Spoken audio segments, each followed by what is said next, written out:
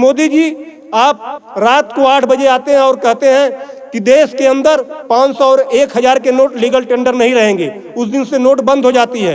रात को संसद भवन में घंटा बजाते हैं और कहते हैं इस देश के अंदर जीएसटी लागू कर दी जा रही है। कि एक दिन आप टीवी पे और आ जाइए और कह दीजिए इस देश के अंदर जो भी दवाइयां बनेंगी उस पे जो एमआरपी छपेगी उसके लागत मूल्य से अधिकतम 2 गुना या 3 गुना बनेगी।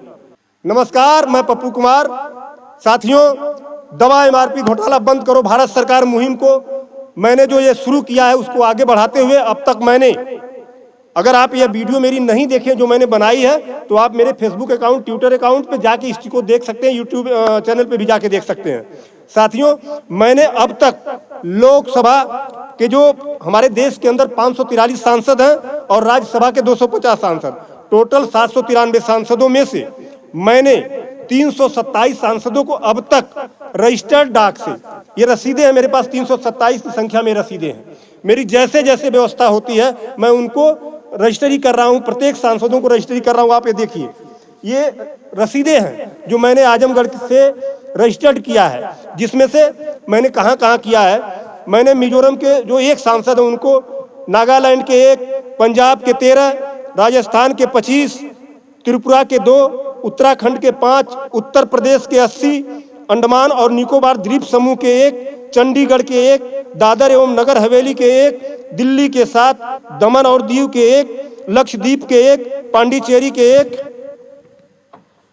अरुणाचल प्रदेश के 2, आसाम के 14, बिहार के 40, गोवा के 2, हरियाणा के 10, हिमाचल प्रदेश के 4, जम्मू और कश्मीर के 6, कर्नाटका के 28, मध्य प्रदेश के 29, महाराष्ट्र के 48, मणिपुर के 2, मेघालय के 2। इन टोटल 327 सांसदों को मैंने रजिस्टर्ड डाक से ये चिट्ठी जो मैंने भेजी है, जिसमें मैंने ये निवेदन किया है कि यह गरीबों का मामला है, यह देश के 140 करोड़ जनता का मामला है, जिसे आप इसे सदन में उठाइए और कानून बनवाइए। और मैं तो ये भी कहता हूं बार बार कि मोदी जी आप रात को 8 बजे आते हैं और कहते हैं कि देश के अंदर 500 और 1000 के नोट लीगल टेंडर नहीं रहेंगे। उस दिन से नोट बंद हो जाती है।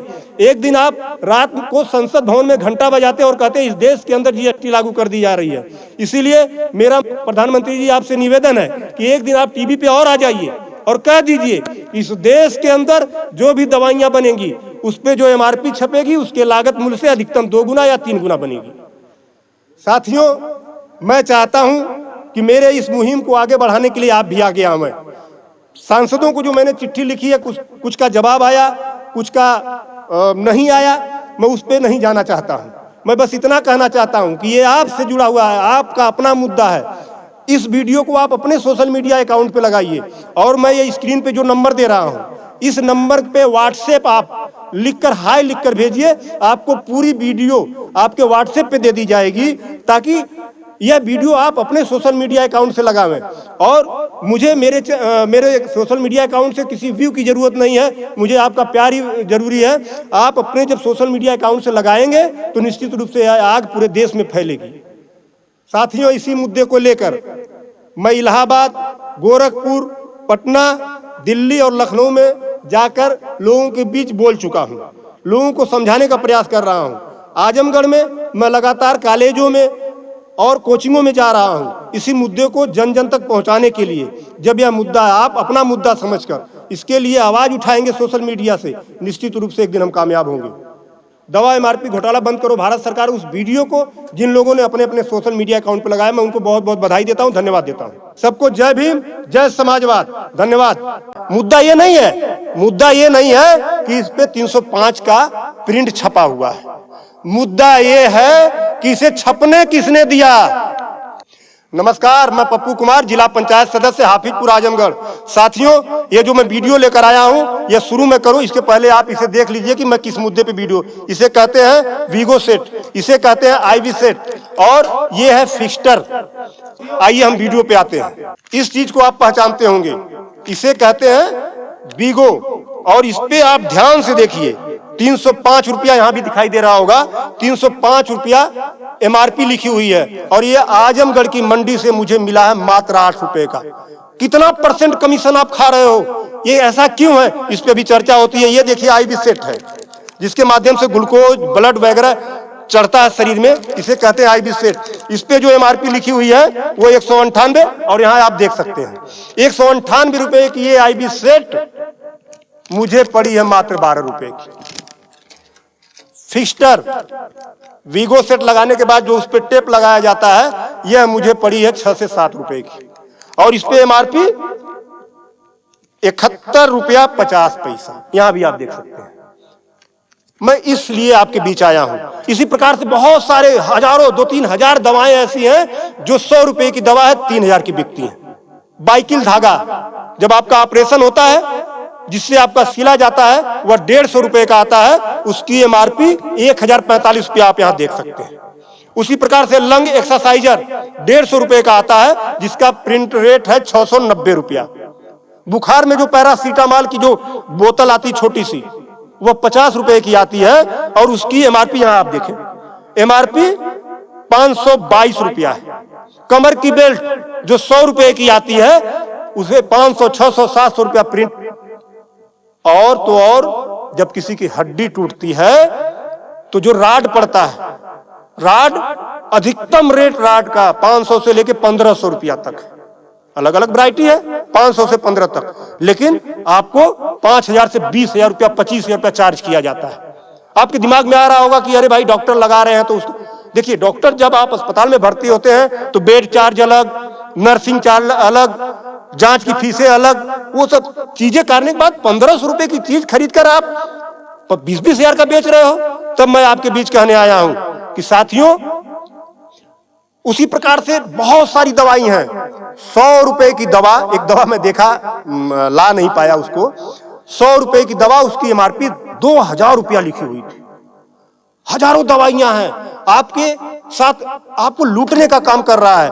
मुद्दा ये नहीं है कि इस पे 305 का प्रिंट छपा हुआ है। मुद्दा ये है कि इसे छपने किसने दिया? जिसे हमने चुनकर भेजा, क्या वो दलाली खा रहा है, कमीशन खा रहा है? 8 रुपए की चीज 305 रुपए का प्रिंट वो छपने क्यों दे रहा है? ये चोरी से थोड़ा ना बिक रही है, खुलेआम बिक रही है। तो ये जिम्मेदारी सरकार की है। इसीलिए मैं कह रहा हूं कि आइए, और ये मुद्दा किसी सपा, भाजपा, कांग्रेस, किसी नेता का थोड़ा ना है, ये भारत के 140 करोड़ जनता से जुड़ा हुआ मुद्दा है। आपको आगे आना होगा, और आगे आने के लिए आपको इस वीडियो को अधिक से अधिक शेयर करवाना होगा, अधिक से अधिक लोगों को बताना होगा। इसलिए नहीं कि मेरा ये प्रचार हो जाएगा, ऐसा कुछ नहीं है। इस मुहिम को जब ये वीडियो शेयर होंगे, सोशल मीडिया एक ऐसा प्लेटफॉर्म है जिससे सरकारें हिल जाती हैं। आज मैं इस चीज को लेकर आया हूं, यह जनता से जुड़ा हुआ मुद्दा है। जब आप मेरी इस बात को, जनता की इस आवाज को अपने इलेक्ट्रॉनिक गैजेट्स के माध्यम से आगे बढ़ाने का काम करेंगे, निश्चित रूप से सरकारें डरेंगी। और मैं तो कहता हूं, सरकारों को जनता से डरना चाहिए, जनता को सरकारों से नहीं डरना चाहिए। तब मैं आपके बीच कहने आया हूं कि आइए मेरे इस मुहिम को आगे बढ़ाएं। कि बात 305 रुपए की नहीं है, बात उस गरीब की है, उस रिक्शा चालक की है जो दिन भर में 450 से लेकर 500 तक की मजदूरी पाता है। अगर उसकी तबीयत खराब हुई, वो बेहोश हो गया, उसके घर वाले किसी उसको अस्पताल लेकर जाते हैं तो 305 रुपया वो अस्पताल केवल वीगो का चार्ज कर लेगा, फिक्स्टर का 71 रुपया चार्ज कर लेगा, और आईबी सेट का चार्ज कर लेगा। ये सब मिला के 600-700 रुपया हो गया। यानी उसकी 1.5 दिन की दिहाड़ी में अभी तो ग्लूकोज लगा ही नहीं, दवा कोई उसने खाया ही नहीं, बेड का चार्ज हमने बताया नहीं, अस्पताल का चार्ज हमने बताया नहीं। 1.5 दिन की दिहाड़ी उसकी केवल इस 3 आइटम से चली गई। आगे की दवा कहां से आएगी? तब उसका बाप खेत बेचेगा, उसकी बीबी गहना बेचेगी। इस तरह का लूट खसोट। और मैं तो कहता हूं, शर्म करो ऐसा करने वाले लोगों। 8 रुपए की चीज 305 की बेचते हो। आज आपके अस्पताल में अगर जो दाई है उसका वेतन 7,000 है, यानी प्रत्येक दिन 210 रुपया। अगर उसकी तबीयत खराब हुई, वो आप ही के अस्पताल में भर्ती होती है, तो उसकी 3 दिन की दिहाड़ी केवल इन 3 चीजों की लग जाती है। कुछ तो शर्म करो, कुछ तो सोचो। स्वास्थ्य, शिक्षा, सेवा का क्षेत्र है, लेकिन आपने इसे लूट का अड्डा बना दिया है। सरकारों के मिली भगत से ऐसा हो रहा है। तो मेरा निवेदन है आप लोगों से कि इस वीडियो को अधिक से अधिक शेयर करें ताकि सरकार तक हम अपनी बात पहुंचाएं। बहुत कुछ न कहते